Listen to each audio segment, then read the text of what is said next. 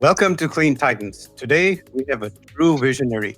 Joining us, Felipe Ramírez, Urban Mobility Director at the World Resource Institute.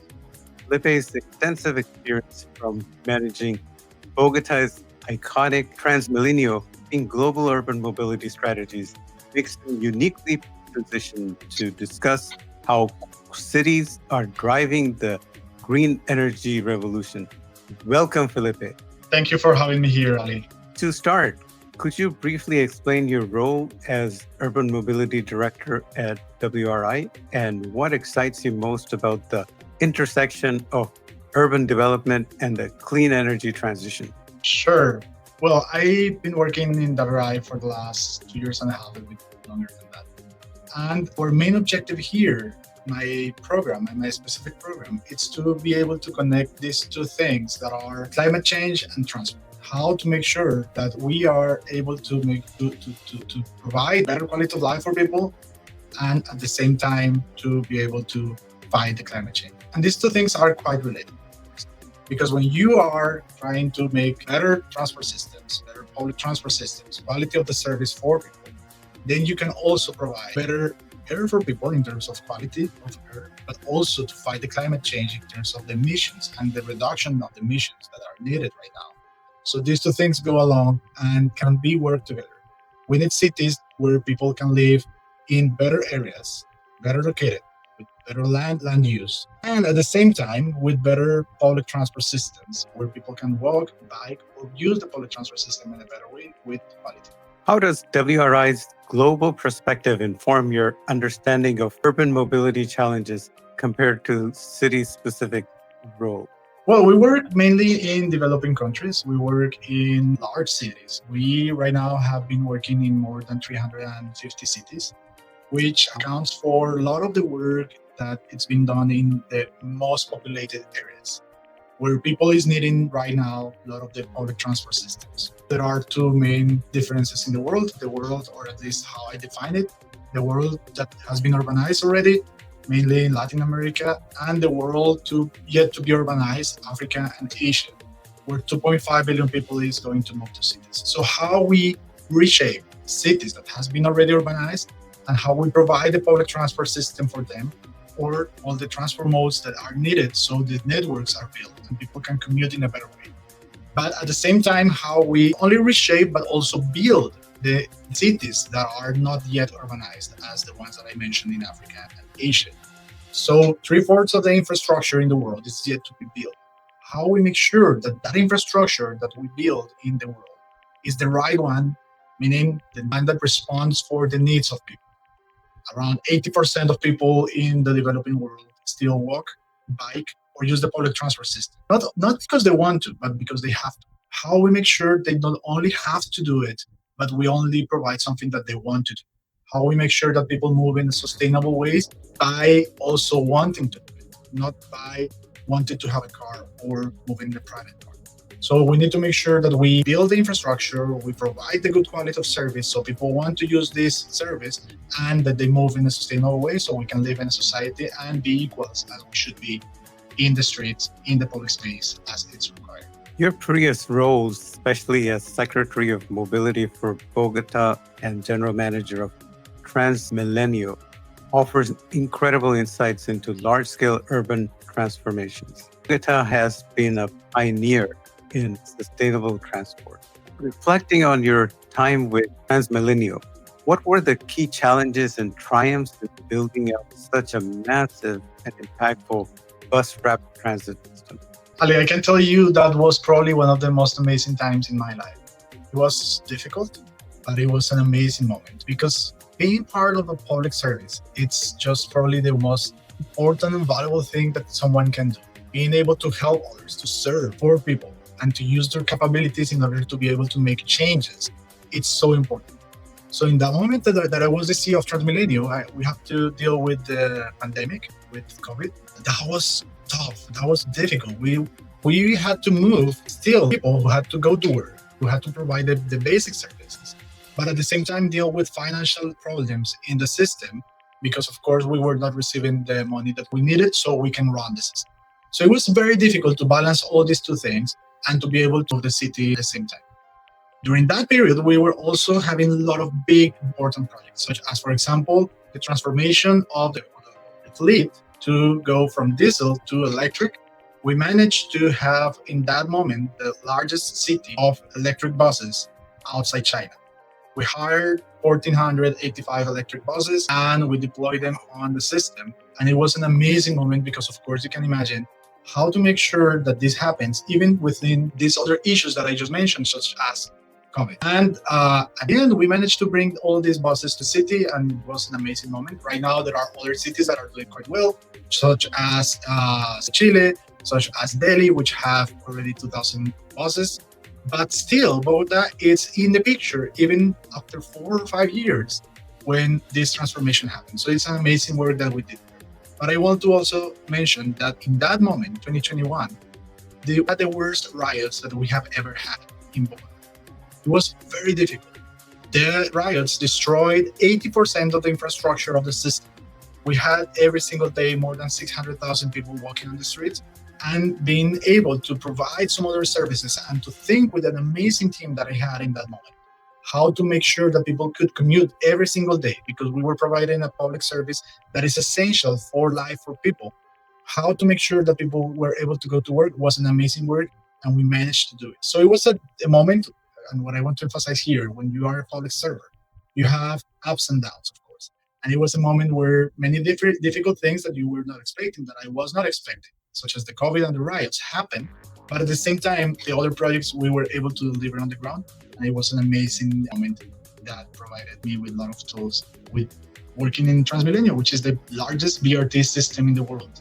Well, the electric buses are getting better and prices keep coming down and down. The battery prices just are tanking. So hopefully it'll help cities' budgets to speed up that transition. Yeah, the prices are going down, and then there are many places that are now getting to the momentum that this has gained, and we hope to see more and more of these electric buses and electric fleets in general terms, not only electric buses but 2 and 3-wheelers. Yeah, people don't realize that majority of people in the world, they move on 2-wheelers or 3-wheelers. They don't move on 4-wheelers. So we really need to electrify all the 2-3-wheelers. Absolutely. To decrease pollution and noise. Many cities globally are still grappling with traffic congestion and pollution. What specific lessons learned from Bogota experience with TransMilenio could be directly applied to other major urban centers looking to shift towards more sustainable transportation? So I think there are things that are very specific of each geography, of course. And that's something that we understand at WRI. And we work with local people to understand what the needs of each specific geography are. But you're right, there are some other experiences, as the ones that I had in TransMilenio and many other people have in other places, that can be brought to the stage or to the table, whatever you're working on. So for example, everywhere you need things like community engagement. Community engagement is what produces something that people love to talk about, and it's political will. When you have a community engagement, you are able to shift what politicians want, what politicians need to say, what politicians are going to work on. So that community engagement helps you to have that political will. And when you have that political will, then you need some champions that will be able to execute things on the ground. Champions at different levels, such as in your cabinet, being the mayors or the presidential cabinet. Then after, you need technical level, where the things can be done and can be understood with numbers, with background. And then after, you need also, again, go back and with that close the cycle, champions at the communities. So you can really understand the needs and complete the whole cycle. So that's actually something that works everywhere in the world. And that's something that I learned in TransMilenio, that it's needed. So when you have this political will, this technical knowledge, you can really advance. That means that actually what we need to build within other places, it's a lot of capacity building. We need to understand that there are places that there is people who have not really had experience yet, but that can be done and can be learned. One experience that I had in Colombia, electric buses, there were no electric buses in the world in that moment, maybe just in China. So we had to understand, hey, we are bringing the electric buses. We are not sure if the batteries, the chargers, the infrastructure is going to work, but we have the opportunity to see if our technical people knows and can learn fast enough so we can bring it and make sure that it works. And we focus a lot on all these risks that we had in order to be able to deliver on the ground and make sure that things work. That's an amazing experience that we had there in TransMilenio that can be scaled everywhere else, because we are not talking here about geographies specifically, but risks that everyone faces, and that we can bring that experience to other places so we can mitigate those risks and then learn from them. And then again, as I'm saying, build the capacity that is needed so you can deliver on the ground all these projects that are so important for the transformations. Transformations take time, but when you scale that knowledge, when you take the knowledge that you have from other places, then you manage to, of course, enhance your knowledge again. You can move faster and you can use that knowledge so you can deliver on the ground in a better way. Beyond BRT, as Secretary of Mobility, what initiatives did you implement or champion to integrate clean energy solutions? I come from a city where we are very proud of saying 85% of our people move either biking, walking, or using the public transport system. And again, as I said, this is the result not only of a good infrastructure and good policy, but also because people need to move that way. But the city has understand that we need to in this specific transfer modes. So as a Secretary of Mobility, I had the opportunity to receive a lot of good work that was coming from before. What we implemented was a shared bike system, for example, in a network of bike lanes in the city, which is already around 650 kilometers for Bogota. So we work in these networks, having this shared bike system, but also growing our pedestrian networks. I can tell you most of the infrastructure projects in Bogota, always, when they are planned, include pedestrian paths, bike paths, and public transport system. This is something that should happen everywhere in the world. Non-street that is projected in cities cannot have pedestrian paths, bike lanes, and public transport systems. Every single street in the world has to be planned with this. We cannot keep building places where people cannot have access to the metro lines. I have seen this in many places. Amazing metro lines built, but with no pedestrian paths, no bike lanes, and even worse, no road safety. So people have to risk their life if they want to use the public transport system. That's not possible. That should be banned, and we need policies that help to build this. So as Secretary of Mobility, I had the opportunity to work on these other sustainable transport modes as well that connect the whole network and that help people to really commute. When we think about people commuting, we have to think from the very start of the journey to the end. That means that we are all pedestrians at some point in our life, and that we need to connect all our trips when we are either walking, using whatever our needs are to get to the public transport system, to be able to use the bus, to get off the public transport system, to take a bike, to take a scooter, whatever your transport needs are, need to be fulfilled by the network that the city is providing. So infrastructure and quality of service is quite high needed. What were the biggest hurdles? In the Secretary of Mobility, there are so many hurdles in the sense of there were oppositors, politically speaking, because it's always difficult and this is a debate. And we need to understand there are different points of view and different needs. And you need to understand why you are investing more here or there and so on. I can tell you from experience with some friends when they asked me, so why you talk only about public transport system? Why you talk so much about pedestrians? Why you talk about bikes? And you don't talk much about cars? And then I told them there are two main reasons. The first thing is we need to reduce our emissions. So if we don't clean up our air we breathe and we don't reduce the emissions in terms of CO2, we will have real problems. So I'm talking here about, of course, the quality of air, but then also climate change. But on the top of it, if you ask me how and which people I need to work with, it's 80% or 85% of the people who actually walk, bike, or use the public transport system. So if I ask you, how much of the time should I invest in terms of what I do? Well, at least 85% of my time, 85% of the public money should go to these 85% of people who actually walk, bike, and public transport system. But of course, you receive a lot of when you are trying to do this, and there's already support that you have to work with in terms of thinking, in terms of community, in terms of how you expedite some of the projects. And of course, in each of the projects, you always have some problems when you are developing them. Some get delayed because of many other reasons that are not in your hands. So you have to work with it.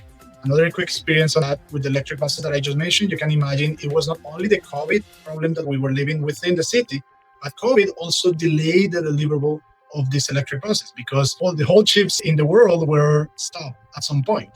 So these kind of things are difficulties that you have to work with in the real world. It's not only about saying, hey, you need to move faster. Hey, you need a transition. It's also to understand what are the difficulties that every single person lives in the different contexts that they have, and to help to overcome to these risks and to these problems that you can live in different cities, depending on the position you are working on. At WRI, from your global vantage point, which cities or regions are truly leading the charge into integrating clean energy into their urban mobility systems? And what makes their approaches so effective? So this is a tough question because I don't want to leave any of the cities, forget any of the cities that are doing quite good, but I will just mention some that come to my mind. There might be some others that are doing quite good work. I understand you have to be diplomatic since you work in cities. But not only diplomatic, is that I really think there are many cities in the world that are doing quite good. I've seen a lot of good work in many places, but some that comes to my mind in India, I have to say, and I will talk India as a country rather than just specific cities, because in India, amazing happened that we were very involved in there, and it's how the conversation with different states is standardizing the bus fleet that was needed. We managed to reduce the price of that buses for 27 to 30% compared to diesel. So these different 5 states could bring electric buses faster and cheaper so they can have access to this. So this is amazing in India, and the transformation in India is great and huge in cities, but mainly at state level and at country level. So that place, I think India is really going fast, and the transformation, you can really tell how fast it's going. In Brazil, there are many cities that are doing quite well. I think Campinas is an amazing example of things. I think Curitiba, they are doing an amazing work. I really love the work with them. Have a lot of pilots right now happening and seeing how they can move faster. And it's a good example because it's not one of the largest cities, but it's a medium-sized city, and they are doing quite well in terms of transformation. Of course, there are cities that are always leading, like Santiago de Chile, like Bogota, like Mexico City. In Latin America, I think Jakarta is a city that is moving quite fast too. And I think Africa, there are some very, very examples of cities that are moving fast, such as Kigali, Nairobi, Addis Ababa, are cities with good examples of things happening. Hopefully, we will see more of that. But of course, seeing how things are developing, you can tell things are moving to the right way. It will take time, but things are moving to the right. So standardization of regulations, standardization of infrastructure, and standardization of the buses can really help speed up that transition. Yeah, absolutely. And cost. Where possible. But I also emphasize, I'm not just talking here about electrifying the fleet. And when I say electrifying the fleet, it's not only buses, but 2 and 3-wheelers. I'm also talking about the infrastructure, speed management, policies around building pedestrian. I'm talking about active mobility. It's not only about electrification, because sometimes we forget there is a need of encompassing the things. When we want to decarbonize, yes, we are targeting some of the problem, we are reducing emissions. But on the other hand, we also need to understand that if we want to get to the target, we need to also change the way we live in our cities. That means that we need to reduce the amount of energy we consume in our cities. And that is very difficult, because you can imagine when we are at the beginning of this interview, I said 2.5 billion people is going to move to cities, right? And that means that actually the energy consumption will increase. So how can you reduce the energy consumption when you are saying more people is going to live in cities? Well, it depends on how we shape cities, how dense our cities are, and how much of the infrastructure in transport we have, and how we make sure people commute in sustainable transport. So that's why when I'm mentioning all these cities that are doing good, there are some that are doing better in electrification, such as the ones in India. There are some that are doing better in road safety, such as the ones in Latin America. There are some that are doing good in terms of quality of service, also mainly in Brazil. I mean, there are things happening in the world in different levels that we can bring from different experiences of these pilotings or these projects, and then scale them up in different geographies that would, of course, increase the speed of implementation in different places. Are there any unexpected innovations or hidden gems you've encountered in cities that are making significant strides in sustainable transportation, perhaps outside the commonly recognized pioneers? Yeah, and that because I just came 2 weeks ago from Nairobi in Kenya, and I had really good conversations with people there. And I learned that there are several things happening, not only in the sense of this momentum that is gaining, but also some developments like local developments and entrepreneurships getting to the stage in areas. So things start happening faster. You cannot really see that yet in the streets, like the change, big scale, but you can tell it's there. So, for example, some two and three already have these swapping batteries places that can bring their electric motorbike or bicycle and they can swap batteries there. Of course, the infrastructure is not yet the one that is needed, but things are getting there somehow. And we are helping on that transition to trying to connect the supply with the demand and the risking. So things are already happening there with entrepreneurs. So Nairobi is a good example of that. Again, I mentioned Kigali. Kigali is a city that I was absolutely amazed of seeing how things are going there in terms of some of the infrastructure, how people admitted to work in another way and have better commute. Same with electrification, same with the network of bikes and so on. I think, again, is one of the cities that I really how they are procuring to do things in a good manner. And maybe mention one more, Bengaluru. Bengaluru, trying to mention one of the biggest ones. It's super congested, but again, they are trying to make some good transformation. And it's a beautiful city with rain trees and doing a lot of work in different things that I think will results. Again, I'm sorry if I forget one because there are so many things happening all around the world that are amazing. I think we will see some transformation very, very soon. Numbers will just change very quick everywhere in the world in the sense of electric mobility. But as I said, with infrastructure to guarantee accessibility for people, pedestrians and bikes to these public transport systems. Beyond electrification, what about other key areas like micromobility and last mile logistics? How critical are these in a holistic, clean urban mobility strategy, especially concerning the green competitiveness you've mentioned? So I already mentioned the bikes and pedestrians quite a lot. I will only add to that specific active mobility piece that I think there is nothing more clean and efficient than the bicycle and our own legs or whatever the movement are for each of us. These transport pedestrians and bicycles are most efficient and the most clean ones. We need to enhance them. And to be able to enhance them, we need to make sure that we make really good plans in our cities in terms of land use. We need to make sure that we connect those plans of land use with environmental plans. We need to connect those environmental plans and land use plans with the mobility plans. So we really have a cohesive plan in our cities so we can deliver what is needed and that people can really live in a place that it's well defined so can be used in a better way for the trend I just mentioned, which are bicycle and pedestrians. And of course, this has to come along with security and safe people, meaning physical safeness, but also in terms of harassment and gender equity and so on. So that with in terms of active mobility and the needs that we have in our cities so people can move in. But you mentioned something very important, which is logistics. I think we need to emphasize that a lot. It's not only about the last mile, it's quite important the last mile there. But in general terms, logistics accounts for 40 to 50% of the emissions in our cities. So we need to also think how we need to distribute these logistic places in how we want to distribute our cities and how we can make sure that we decrease the amount of emissions in that sense. Again, by building the right networks, but also decarbonizing things. And of course, something very important in that area is the last mile connection as well.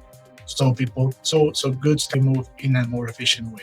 So it's not only about people, but also goods. And I want to emphasize that. We're not talking here about buses, trains, trucks. We're talking about people and goods. That's what we move. We don't move buses. We don't move cars. We move people. We don't move trucks. We move goods. So we need to work on how to make sure that it's moving around. We have to design walkable, bikeable cities. Like Denmark is doing amazing things. Yeah, of course. And there are like Denmark or the Netherlands have huge experiences and amazing infrastructure in that sense. And we can learn so much from them in terms of the network. But that's very interesting about this place. People sometimes think it's only about culture. And I always tell them, well, culture is essential. It's probably the need. So things can grow and things can. These places also understand that pricing the cars, the private cars, pricing the externalities that this produce, which is congestion and emissions, it's important. So when you go to these places, you want to bike because of the culture, yes, because of all the facilities, because of all the infrastructure that is there, but then also because it's quite costly to use a car or to use other transport. So it is important to combine efforts. It's not only about one specific thing, one silver bullet that works for everything. It's about some sort of good policies that come along. And then you have good results, such as, again, as I said, pricing the private car. But then on the other hand, you need also to have to make sure that you have the infrastructure, that you work with people in terms of the culture, and so on. And then you end up having something like what happens in the Netherlands, which we all know. Well, in many urban cities like DC, driving is too expensive. Parking is so expensive. So it's much more cost effective to take public transportation. That's true. Those actually are more cities somehow. I would say it is because this all depends on where you live and how you see things, right? When I talk with people in Germany or the Netherlands or Denmark, and I talk to them about the transport system, they say, oh, it's something bad. When you talk with people in DC about the transport system, they say, oh, it's terrible. When you talk about this in Bogota, people say, oh, it's terrible. And what I told my teams always is transport is somehow frustrating in the sense you will always want more. And when I explain this in conferences, what I ask people is, if I can offer you to teletransport this afternoon to your house, would you prefer that? Or I can do a limousine with a cocktail and you can go back home. And most of the people would say, oh, I will teletransport because I can have that cocktail or that coffee with my wife, or I can play with my kids or whatever I want to do rather than using the transport system. That means that anything, it's feasible to be better in terms of transport. So when we use even the highest train in the world, if that could be reduced to zero, that would be even better. So people is always going to ask for more. And I think that's great because we are always pushed to have better systems that are providing better quality of life. So yeah, it's always on what you are living, right? So me coming from Bogota, when I go to the Netherlands or Denmark, oh my God, that's like a dream for me, because I would like to have in my city in terms of the network and how people commute and how people is committed to use the bicycle. However, when I go to Bogota and then 10% of Bogota moves in bicycles, I feel so proud, because the crowded, chaotic city that it's 10% is already using the bike lanes. 650 kilometers are already bike lanes. That's amazing. So we are going to the right way. And again, all this relative, but we have to keep working and then we will have the results that we want. And then information, if you have smartphones, then if you can know exact time of your bus arrival, very useful. Absolutely, Ali. I think that for me, it's we need to delve more in our cities. So that concept is known as mobility as a service. And it's how we use that technology, that digitalization, in order to be able to offer to the consumer, to the passengers, good information so they exactly know what to expect. And the dream is that you are at your house and you want to decide how to commute somewhere. And then when you go to an app, it will tell you exactly what you need to do. So you don't need to spend time looking for a scooter. Then after you get to a station, waiting for 20 more minutes until and then after you cannot rely on the system because you don't know when the train is going to depart. So this information is absolutely important because the more reliable a system is, the most people will use it. So you need to make sure that you are providing the right information to people so people want to use that.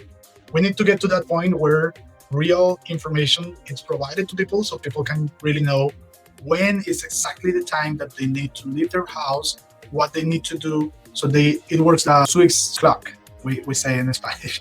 So how to make this better, smoother way so people can use the public transport system. Right now, there is no place where the public transport systems are completely reliable. So we need to work more on that and more on that mobility as a service concept so we can provide and connect this digitalization, this technology side with the services that we're providing in our cities. And these two things match so people can have better accessibility to this information and then use more the transport systems. Are you excited about Waymo coming to DC and how would Waymo-like services change then urban mobility? Yeah, experiences on these different places in the world. And there are some initiatives that combine, and this goes to your first question on how transport is somehow related to demand. When people use this app to plan their trip, if there is reducing emissions, they get some points. And those points can be used for buying groceries or other things, like a carbon. These initiatives can help actually to case the use of these apps to make sure that these apps are working well. But on the other hand, people have something tangible because they understand when I reduce the emissions that I'm producing, I can get some other benefits. So working on this kind of ideas, connecting again digitalization technology with the quality of service, but then also with the benefits of the reduction of emissions in general terms. That ideas, that concepts, when they come along, they could work very good in cities. How can cities ensure equitable access to these newer mobility options, preventing them from exacerbating existing inequalities or transport poverty? I think I mentioned one or two already. I would say land use plays a key role here. And we cannot permit that our cities keep growing in a disorganized way. So people can just live wherever they can build their house. And then after the city comes with all services. These informal settlements are quite dangerous for quality of life for people. And ours need to move faster in order to be able to receive the amount of people that is arriving to cities, being able to offer all the services that are needed, water, sewage, waste management, at the same time to provide all the other services such as transport, education, jobs. So we need to make sure, again, that we encompass three different things at the same time. It's not only about mobility, and it's not only about environment. It's not only about land use. We need to come along with these three things at the same time and to have plan for each one, but then make them talk to each other. So we have the land use plan, the environmental plan, the mobility plan, and all of them have to talk to each other. Otherwise, it is going to be impossible that we can reduce poverty, that we can help to have more accessibility for everyone. If we don't do that, then we will end up just helping or bias in specific groups of people, and then we will leave some people behind. We cannot leave anyone behind. We need to work for we as a society all together. And that again, it's completely different in two different places in the world. The world yet to be urbanized and the world already urbanized. We need to understand how to deal with these two different situations. The path to sustainable future is rarely smooth. You've spoken about leadership dilemmas and unblocking projects. What are the most significant policy or regulatory barriers currently hindering the widespread adoption of clean urban mobility solutions globally? Oh, that's a difficult one. There are things depending on the geography we are talking about, but there are some regulations that are still looking for how energy is and how we use our natural resources, right? I think that's the starting point of that regulation. How we make sure that we start the transition, understanding we cannot, I'm talking here about mostly the developing world. We cannot do a transition that make our people poorer and poorer, but we need to do the transition. So how exactly we manage to do some regulations and some policies that acknowledge the fact that most of the money is coming probably from oil or from this industry, but that we do a transition that actually can help both the environment and people, and we can grow both together. So we need to understand exactly what it means for each of the places. There are places that are more on clean energy than others. There are places that even when they are relying in clean energy production, they are still using a lot of non-clean energy. So we need to make sure that we encompass these things and we understand that that transition is alone, it's very unique for each place. So we need to design that transition depending on where we are, what kind of energy we're producing, how we want to use energy, and how we can find ways to make it possible. I think there is a huge opportunity here. And it's with this new industry of electrification, of new technologies coming for energy production, I think there are also new actors, new stakeholders that can get into these specific sectors that they have never seen as probably interesting sectors, and that could help to push harder these regulations that are needed in cities.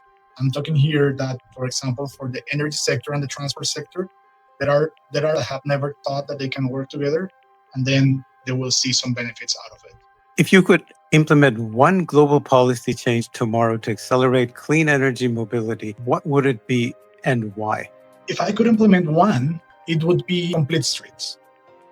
I strongly believe that if every single city says, hey, none of our streets are going to be built anymore without pedestrian paths, bike paths, public transport system, and all the other transport modes, we will make a change this quick.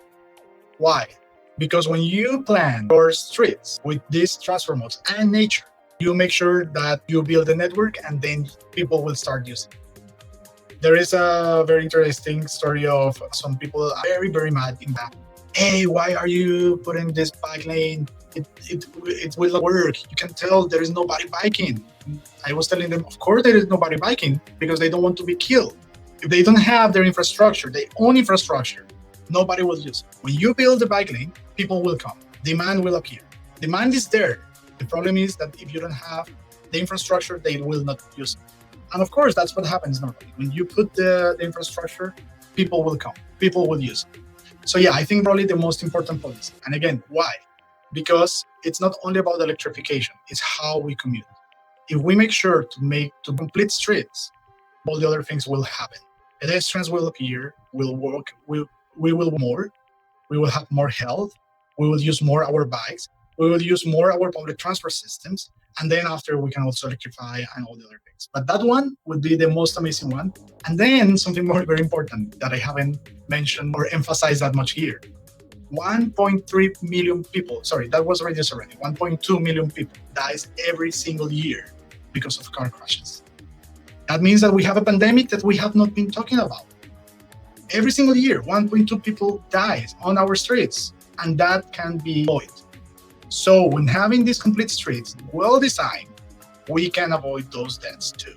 So we are tackling many things here with that kind of policies, if you ask me, which will be the one that I will try to push hard and have a global strategy. That would be one. And 8-9 million people die from car or vehicle pollution. Yeah. People don't realize that if the pandemic didn't kill people, and this is happening every year. So combining that 8-9 million with another 1.2 from accidents, that's like 10 million people dying every year. And we need to do a lot to save all those 10 million people. Yes, absolutely. Beyond policy, what role do financing mechanisms and innovative business models play in accelerating the transition? Are impact investors or public-private partnerships becoming more crucial? Yeah, well, financing is the key here. It is the elephant, right? So to make sure, because I have talked here, a lot of infrastructure that we need. The only way that people will use the public transport system is we build infrastructure, we have it in our. But then who's going to finance it? And there are several studies showing that the gap is huge. We're not talking here about millions or billions. We're talking about trillions of dollars that are missing for the amount of infrastructure and the needs that the countries and cities have. So we need to work in that sense in finding investors for this infrastructure. So that is how we make sure that the money that is out there goes to the right place, meaning to green infrastructure, meaning to projects that really people to commute in a better way in sustainable transport modes, and that we can increase the percentage of this is to that way, sustainable. Second thing is to understand that the private and public partnerships are key here, because there is a lot of public money, yes, and countries have to know that they have the first one saying, here's what I have, here's what I offer, this is my warranty, and this is how I'm going to work. But then we need to know that, and this is a number that is not mine, it's a number that the World Bank has in a study, says that 60% of them will come from privates. So we need to understand that the only way we can build infrastructure we need is to find also this relationship with privates. So we need here governments at the country level, at the national and subnational level. We need MDBs here, the multi-development banks, and we also need the privates. So we can have the whole picture and we can try to get the money and the tools to be able to manage that money. Because of course, we are not talking about one moment in life that we need the money, but we need to find how many years the projects need the money, how we're going to build them, what are the institutionality that the countries have so they can receive the money and they can use it and they can build infrastructure and so on. So there is a lot of needs to work in that sense. Entrepreneurs or startups in mobility. What advice would you offer regarding securing funding or forming strategic partnerships to scale their solutions? There are things, again, going back to example of Nairobi that I use. I visit a company there, which is exactly that. It's an entrepreneur that started from scratch and read the need of Nairobi. And they came up with a model where the electric fleet is being not only clean, but more appealing because of the quality of service. And in terms of revenue for the operators, it's also working quite well. So I think when these entrepreneurs have a model where you find, I'll go back a little. There are things that are asymmetric. When you want to increase quality of service, the financing maybe don't go at the same level, so you cannot increase the quality of service, you have less money. So these things are very difficult to encompass. But there are some models that manage to somehow understand this. And I'm mentioning this in Nairobi because it's quite interesting because, again, as I said, people is happy. They're using electric buses that are cleaner, that are more reliable, that the quality of service have increased. They're bigger, they're nicer. Cool. The operators are happy because they are having revenue as well. They're happy. And the person who's bringing the buses is happy because then the business is going. I started my answer with this because then you can think, okay, when you show up, these three things happening. The entrepreneur is getting revenue. The operators are getting revenue. And the ridership is happy. Then other people will want to invest in your company. So it depends on the model you come with. So entrepreneurs are key here because they are creative. They know how to deal with some difficulties. They are looking for new technologies. They are looking for new ideas in different parts of the world. They have a lot of information that can be used to build the business case. And then after, they will have that opportunity of investing. Again, as I said, and this is like a snowball, it will grow and grow. So money will come with good business case. I think there are several right now because, again, change is happening, especially in Africa and Asia, where people is coming and where this new reorganization of cities is more needed than ever. So these entrepreneurs, I think, have a lot of big opportunities in this place. And when you combine this with technology and digitalization, as we just mentioned, then you have really good outcomes out of it. The shift towards clean urban mobility genuinely benefits all citizens, especially those in underserved communities who might be most reliant on traditional transport options. The only way to do that is that cities focus mainly there. I mean, you cannot just have policies that go always for the whole city and then think that with that, you will somehow help the underserved people actually live with a lot of many different problems. And I always explain to you, if you have ever taken an airplane, part of only the 10% of population in the world that has taken airplane. People think that flying an airplane is like the most common thing ever. Only 10% of people in the world have traveled in an airplane. And I use that example because in some cities, there's people who cannot even travel within the city. And that reduces their opportunities to find job, education, or other kind of services. So making sure that you have policies that are targeting specific communities, it's important. So you can really help those communities, those underserved communities. You cannot have policies that are just for the whole city or for the whole country. That will not target those specific communities that you need to help. That's very important, first thing. And the second thing is the intersectoral work. It's not only about transport. It's about working with the health system, with the education system, with all the other sectors. So you can really build a strategy that can be used for those specific communities that you want to serve. Looking ahead, what emerging technologies or urban planning philosophies do you believe will have the most transformative impact on urban mobility in the next decades? For example, automated vehicles with no drivers. Interesting to see, not because of private services, but I think more because of the public services and how they will be more reliable with better schedules and with more that. I think that will be very interesting to see. And I think that's going to transform the public transport systems again, because as I mentioned at the very beginning, the most important here is to have reliable systems. And when you have this technology helping it, probably you will get more of that. I also believe that there is a huge transformation that is going to happen in the future. It's going to take time and it's tough. And I have received many critiques when I mentioned this in some conferences. But I think all the transport in the world will be public at some point. It is inconceivable that our private cars are 90% of the time parked somewhere in the streets because people normally use their cars only 10% of the time. So if we have cars that we can hire whenever we need a car, and only because we need it, because I'm not saying they are not needed, we need the cars. But if we can hire those cars whenever we need them, not that they are on this time and we use them when we need them, no. Is that we have some cars for everyone and then we hire them and then we use them. That would be more cost effective and the public space will be used in a better way. So I can see in the future something like that happening. Of course, it will take time because it is going to be difficult with politically speaking, it's not easy to do that, but for sure will help to have more public spaces, more quality of life, more better air to breathe, and will reduce, of course, the emissions that we have. So these transformations, I can think in the future will come. And of course, technology plays a key role there because the more reliable things are, the more you will be willing to use it. And the easiest are to use, of course, the one you want to use them. Right now, think of using a public transport system. Depending on each city, you have to learn how it works.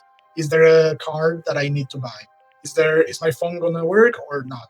Do I need to pay with cash or with card?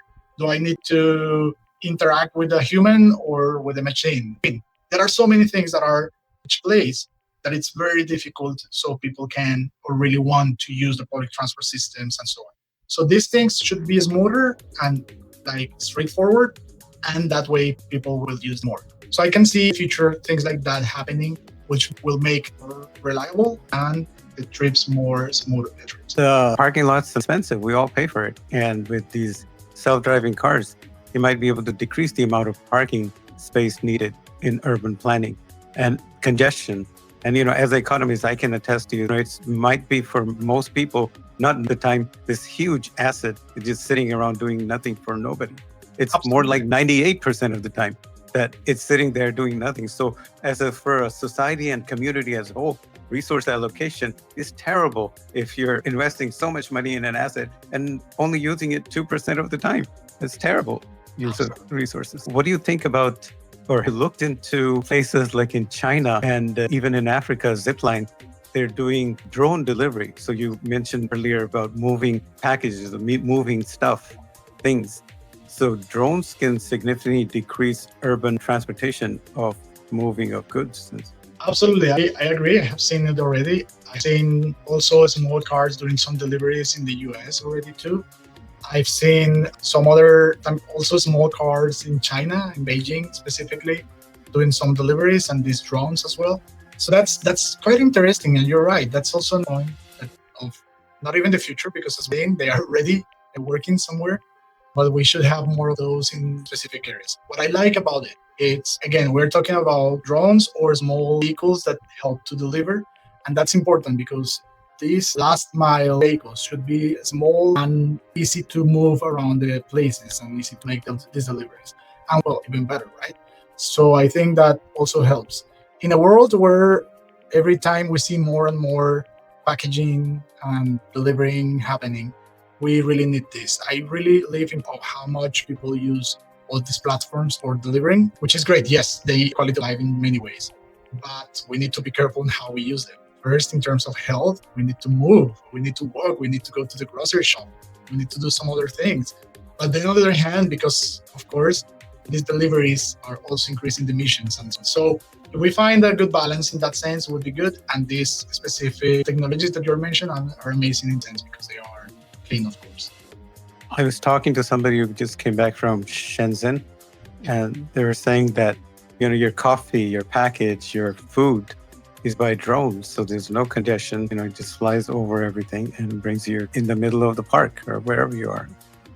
Yeah, I saw a coffee shop, as you mentioned the coffee, that they have like a central place where they do the coffee. They deliver to some places around. In this, you interact with the machine, you ask coffee, and then the coffee arrives in a drone, and then you take your coffee. But it's because the main shop is not this machine. The main shop where they do the coffee, they actually do it. It's somewhere else. It's interesting. It's how things are. And there's a lot of companies coming to many countries for drone delivery. Zipline, which is in Africa, is coming to the US now. Yeah. How do we balance rapid technological innovation with the need for thoughtful long-term urban planning that avoids creating new problems? That's a question I don't have an answer. I'll explain myself. Technology and development go quick in the private and in the countries, and even more when we are talking about developing world, cannot go or are not yet prepared to go as fast as technology goes.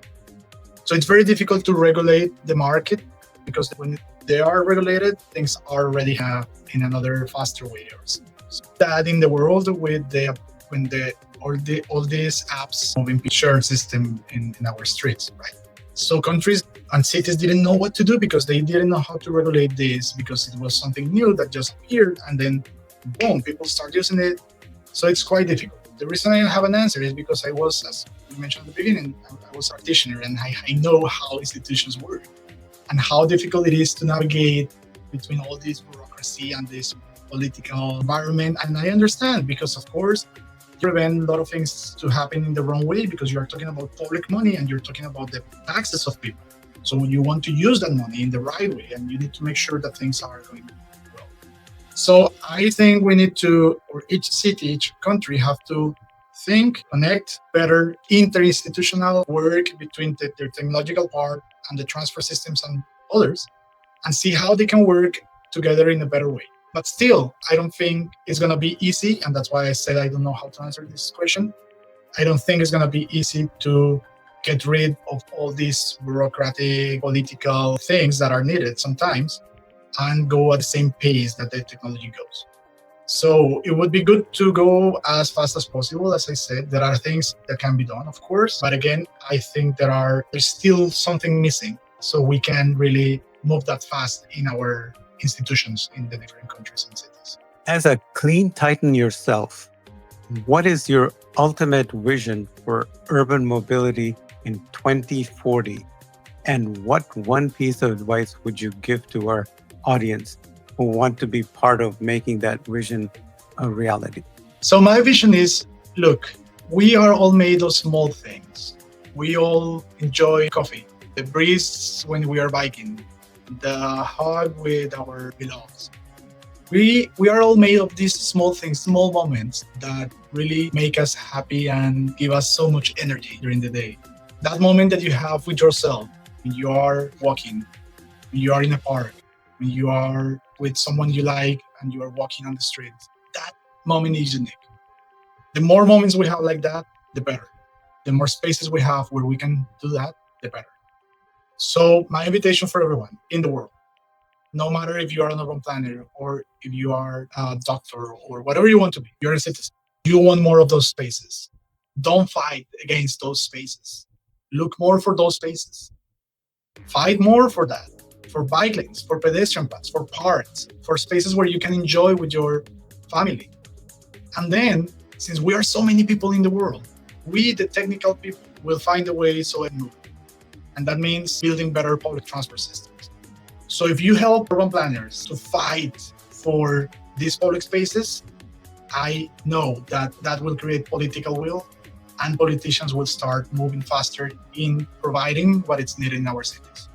My vision for 2040 is that we have more cities where people can enjoy these public spaces, that can walk, that can bike, they can use the public transport system in a safe way, that it's reliable and that will provide quality of life for everyone.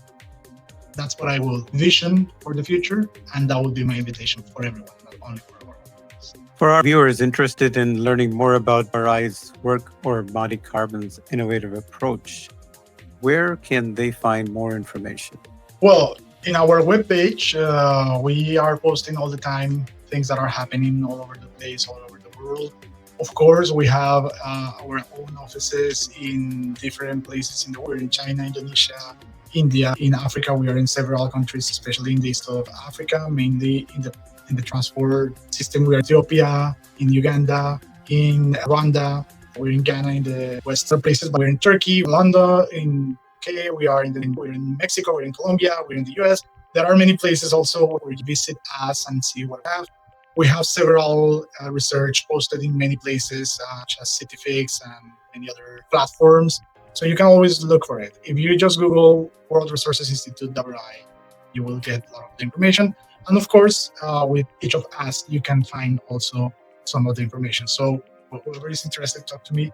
It normally takes time to me to respond, so sometimes, but I will respond, and I'm so grateful with you for inviting me to this. So yeah, in LinkedIn or any other of the workshop, you can connect with me too, and I will try to help you to find whatever you need or you want to learn about. Briefly mention WRI price for cities. Sure.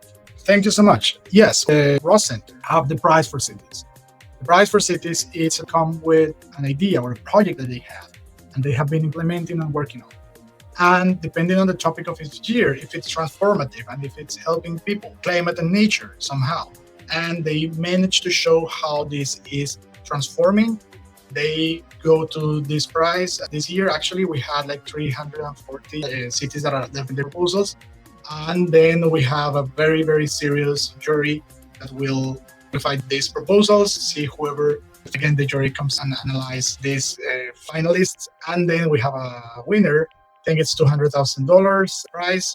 And of course, the recognition of having Ross Center prize, which helps to show to other places and see if there is somehow scalability of the project and to help to implement the project in the city specific. So it's an amazing prize, and it's already going to its fourth or fifth round. It's an amazing prize. Be a certain size to qualify? Not really. It depends on the topic of each year. This year, we already closed in subscriptions because we are already evaluating each year open for different topics, and it depends on the topic. And it's not only about transfer. That's important to say. This is not only about my program. It's cities in general terms. So it's many other things. Gotcha. Felipe, this has been an incredibly insightful and inspiring conversation. Thank you so much for sharing your expertise and vision with us. Ali, thank you for inviting me, for having me here, and congratulations for this space. It's great to share with your audience on these topics. It's really amazing, and I enjoyed a lot this time. To our audience, thank you for watching. If you found this discussion valuable, please like this video, share it with your networks, and most importantly, subscribe to the Clean Titans YouTube channel to join us as we continue to explore the minds of the entrepreneurs, scientists, and investors driving the green energy revolution. See you next time.